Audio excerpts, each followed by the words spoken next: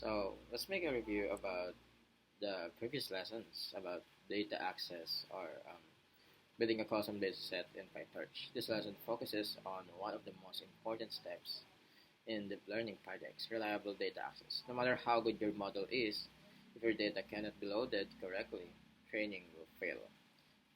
Uh, we use the as example the Oxford Flowers dataset to demonstrate how messy real-world datasets are and how to properly load them using custom PyTorch dataset class.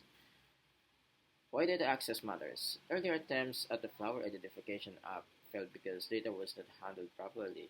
The main problems were images and labels were stored separately. Images were not organized by class folders. Labels were stored in a MATLAB.mat file. File names were numbered instead of meaningful. Indexing mismatches cause loading errors. So the goal is to build a system that reliably connects each image with its correct label.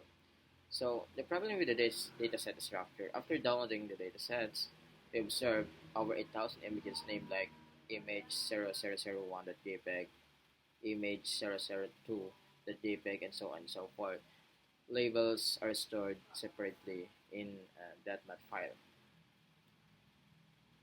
Labels range from 1 to 102, representing flower classes. Problems that occur, images labels are different are in different places.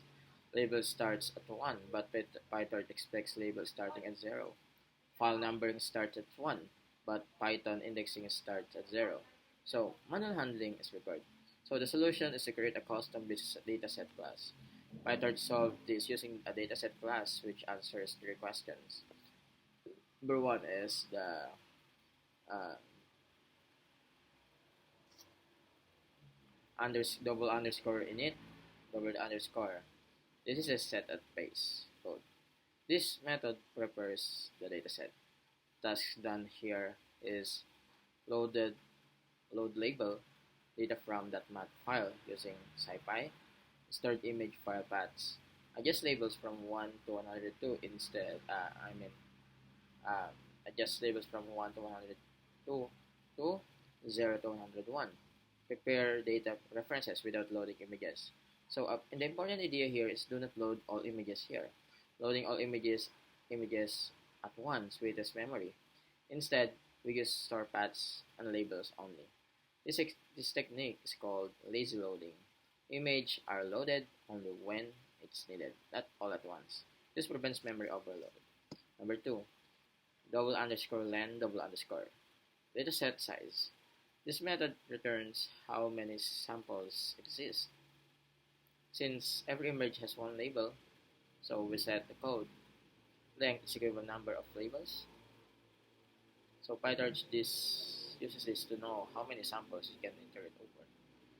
Number 3 is double underscore get item double underscore. Fetch one sample. This is the most important method. When PyTorch requests index I, we must return image I, label I. Steps is we construct image file name using padded numbers. Loaded image using PAL or Python imaging library. Get corresponding label. Return image and label. Common error off by one bag. A problem appeared like index 0 turns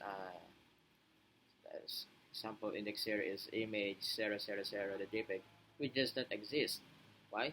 Because image starts at image 000.1, not image 000. To fix this, we shift the index by 1 or plus 1 when generating file names. This shows why testing datasets early is critical. So the key lessons here as a recap. Number 1, real datasets are messy. Unlike MNIST, many datasets are not plug and play.